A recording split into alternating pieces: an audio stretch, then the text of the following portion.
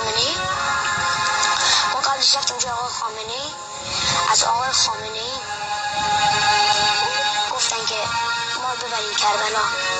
آقای خامنه‌ای هم گفتن میبریم تو اینا. ما یک صبری تو دلمون داشتیم قبل از اینکه پدرم خواست شهید بشه خبر بدن. من اون صبر رو نمیدونستم. وقتی که رفتم کربلا اون تل زینبیه رو دیدم و دیدم زینب چقدر سر داشته پیش ما بوده.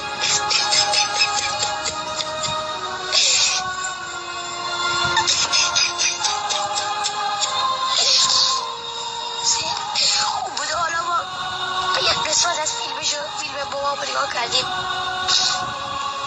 دیدیم که هر روز بابام ندیدیم شهید شده.